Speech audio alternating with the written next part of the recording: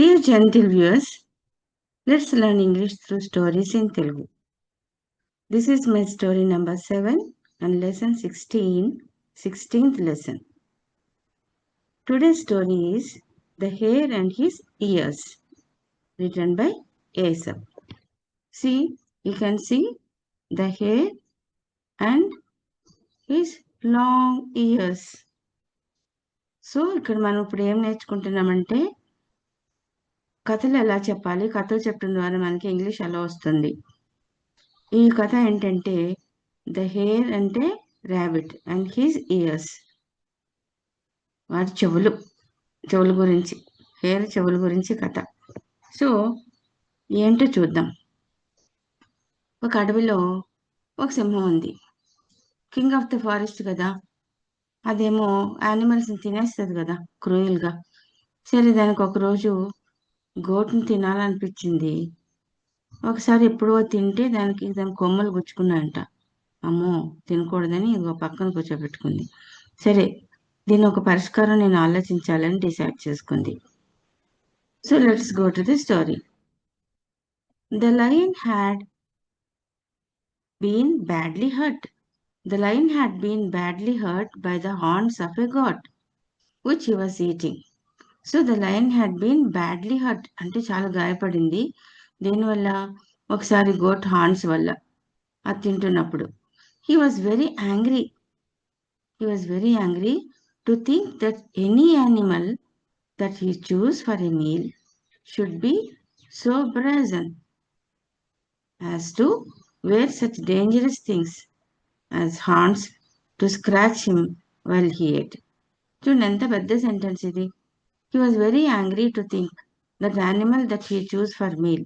సరే, దానికి చాలా కోపం వచ్చింది.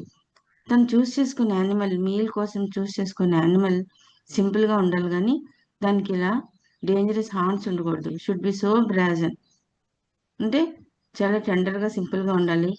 As to wear such dangerous things, అయితే అవి డేంజరస్ థింగ్స్, ప్రమాదకరమైన థింగ్స్ ధరించి ఉండకూడదు. అంటే కొమ్ములు ఉంటాయి కదా, డీర్ ఉన్నా కొమ్ములు ఉంటాయి, దుప్పి ఉన్నా కొమ్ములు ఉంటాయి, మరి మేకలు గొర్రెలు ఉంటే కొమ్ములు ఉంటాయి. సో ఇలా కొమ్ములు ఉంటాయి కదా, అవి గుచ్చుకుంటున్నాయి.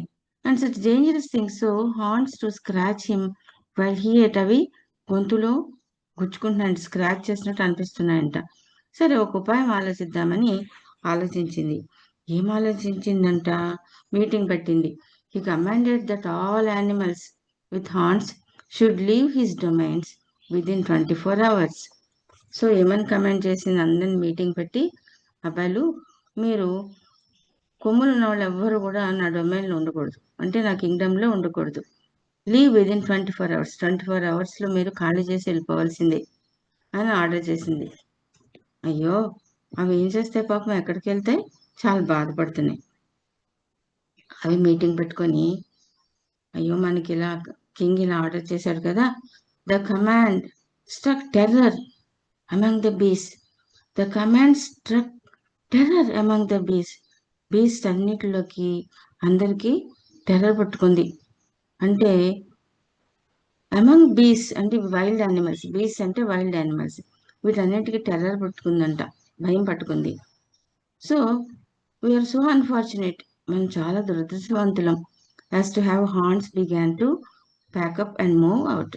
సో మనకు కొమ్ములు ఉండటం చాలా దురదృష్టం, అందుకే మనం మంచి బ్యూటిఫుల్ అడవిని వదిలిపెట్టి వెళ్ళిపోవాల్సి వస్తుంది అని they began to pack and move up out. Pack up అంటే అన్ని ప్యాక్ చేసుకోవటం అనమాట, మూటముళ్ళు సర్దుకోవటం.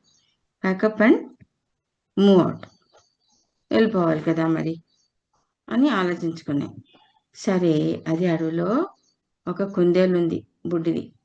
Even the hare who as you know has no horns and so had nothing to fear. Horns లేవు కదా, మనకు కమాండ్లోకి మనం రాం కదా, నథింగ్ టు ఫియర్, మనము ఏం భయపడక్కర్లేదు అనుకుంది. And past very restless night. అయితే దానికి అందరూ వెళ్ళిపోతున్నారు కదా, ఒక రకమైన భయం వేస్తుంది అనమాట. వెరీ రెస్ట్లెస్ నైట్, రెస్ట్లెస్గా గడిపింది, నిద్ర సరిగ్గా పట్టలేదు. ఎప్పుడో నిద్ర వస్తే దానికి ఒక డ్రీమ్ వచ్చిందంట. Dreaming awful dreams about the fearful lion. Harmful dreams వచ్చినాయి. దేని గురించి? About the fearful line. Line చూడండి ఎంత ఫియర్ఫుల్గా దానికి కల వచ్చేసింది. అయ్యో ఎలాగ నాకు ఎందుకు కల వచ్చిందని దానికి భయం వేయటం బిగించేసింది. సరే పొద్దున్న and when he came out at the warren in the early morning, out of the warren, came out of the warren అంటే దాని బొరియా, వ్యారన్ అంటే burrow, in other words burrow or a narrow tunnel in the ground. బరోస్లో ఉంటాయి కదా కుందేళ్ళు, దాని నుంచి బయటకు వచ్చింది మార్నింగ్ సన్షైన్లో. And there saw the shadow, సన్షైన్లోకి రాగానే దాని నీడ పడింది.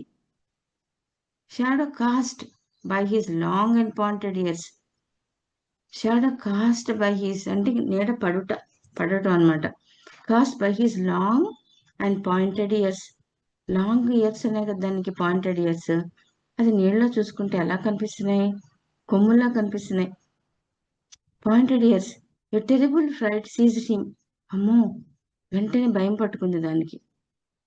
నాకు కొమ్ములు ఉన్నాయా? ఇయర్సే కదా ఉన్నాయి. అయితే నా ఇయర్స్ కొమ్ముల్లా కనిపిస్తున్నాయేంటి? అయితే నేను కూడా వెళ్ళిపోవాలా? అమ్మో ఎలాగా అని ఆలోచించింది. భయపడిపోయింది. భయపడిపోయి, ఎందుకన్నా మంచిది, నేను ఉండటం అంత మంచిది కాదు, నీకు హార్న్స్ ఉన్నాయి కదా, ఎందుకు వెళ్ళిపోలేదని ఒకవేళ లైన్ నన్ను పనిష్ చేస్తే నేను ఎలాగా, బెటర్ నేను కూడా వెళ్ళిపోవటం మంచిది అనుకొని అది కూడా బ్యాగ్ సర్దుకొని వెళ్ళిపోయింది. వెళ్ళిపోతే దారిలో దానికి ఒక ఫ్రెండ్ ఉంది, బుడ్డి ఫ్రెండ్. అది క్రికెట్, చిన్న మిడత అనమాట. క్రికెట్ అంటే మనం ఆడుకొని క్రికెట్ కాదు. నైట్ సరస్తే చూడండి, కీచురాలు అంటామే, అది క్రికెట్. ఆ క్రికెట్ ఫ్రెండ్ అనమాట. వెళ్ళి, good bye neighbour cricket, he called. I'm off. The lion will certainly make out that my ears are horns. నేను వెళ్ళిపోతున్నా. The lion will certainly make out that my ears are horns. నా చెవులను చూసేది ఖచ్చితంగా horns అని అనుకుంటుంది. No matter what I say. నేను ఎంత చెప్పినా కూడా నమ్మదు. కాబట్టి నేనే వెళ్ళిపోవాలనుకుంటున్నా మంచిది కదా ఏం చెప్తుంది. గుడ్ బై క్రికెట్ అంటే ఇది కూడా గుడ్ బై అంటుంది. కాబట్టి మనం దీంట్లో తెలుసుకోవాల్సింది ఏంటంటే, don't give others a chance to ruin your name. Chance ఎందుకు ఇవ్వాలి మనం ఇతరులకి? మన ఎనిమీస్కి అస్సలు మనం కొంచెం కూడా ఛాన్స్ ఇవ్వకూడదు. ఛాన్స్ దొరికితే మనల్ని ఏదో రకంగా అవమానపరుస్తారు, హ్యూమిలియేట్ చేస్తారు, ట్యాకిల్ చేస్తారు. కాబట్టి కథలో నీతి ఏంటి అంటే, do not give your enemies the slightest reason to attack your reputation. నీ ఎనిమీస్కి కొంచెం అవకాశం కూడా ఇవ్వకూడదు నువ్వు. స్లైటెస్ట్ రీజన్ అంటే కొంచెం స్లైట్ రీజన్ కూడా ఇవ్వకూడదు. టు అటాక్ యువర్ రెప్యుటేషన్, నీ రెప్యుటేషన్ దెబ్బతింటది. కాబట్టి your enemies will seize any excuse to attack you. So నేను అటాక్ చేయడానికి ఏదో కారణం ఎత్తుక్కుంటాయి. బాబు నాకు ఇయర్స్ అన్నా కూడా లైన్ ఎందుకు కొమ్ముల్లో షార్ప్గా ఉన్నాయి. కాబట్టి your enemies will seize any excuse to attack you. నిన్ను అటాక్ చేయడానికి ఏదో ఒక ఎక్స్క్యూజ్ ఎత్తుకుంటాయి. కాబట్టి మనం ఎనిమీస్కి మనం దొరకకుండా చాలా తెలివిగా, ఇది అమాయకురాలే అయినా కూడా, అమ్మ ఎందుకు నీడ కూడా కొమ్మలాగా ఎందుకు పడాలి, ఎందుకు నీడ కొమ్మలాగా అపీర్ అవుతున్నాయి కాబట్టి రిస్క్ ఎందుకు తీసుకోవాలి? కాబట్టి రిస్క్ తీసుకోకూడదు అనమాట. మనం దేనికి రిస్క్ తీసుకోకుండా హ్యాపీగా, తప్పించుకు తిరుగువాడు ధన్యుడు సుమతి అంటాం కదా, అలా హ్యాపీగా అది తప్పించుకొని అందరికీ గుడ్ బై చెప్పి వెళ్ళిపోయింది. వెళ్ళిపోయి సుఖంగా ఉంది.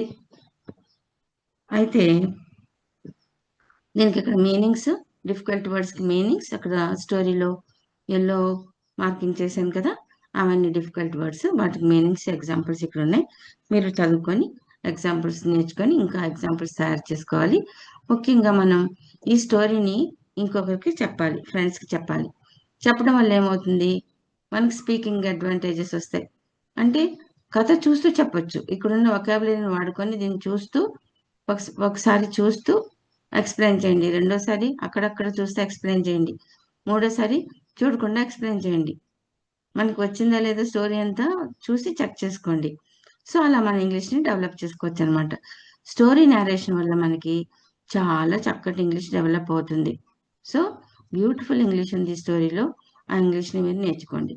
ఓకే, సో ఇప్పుడు if you love the story line ఇక్కడ చూడండి, బ్యానర్ పట్టుకొని చెప్తోంది ఏమని, if you love the story give a like and share. ఉట్నే వినటం చూడటం కాదు, నేను మీరు లైక్ చేసినట్టు మాధవీలతకు తెలియాలి. తెలిస్తే చాలా హ్యాపీగా ఫీల్ అవుతుంది, మీకు మళ్ళీ ఎక్కువ కథలు చెప్తుంది కదా.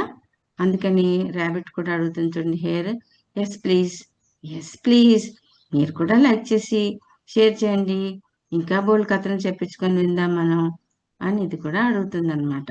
ఓకే, సో మళ్ళీ మనం తర్వాత లైక్ చేసి షేర్ చేసుకోండి. మళ్ళీ నెక్స్ట్ వీక్కి మళ్ళీ ఇంకొక మంచి ఏసెస్ ఫేబుల్ని మీకు రెడీ చేసి పెడతాను. ఓకేనా? Okay, bye.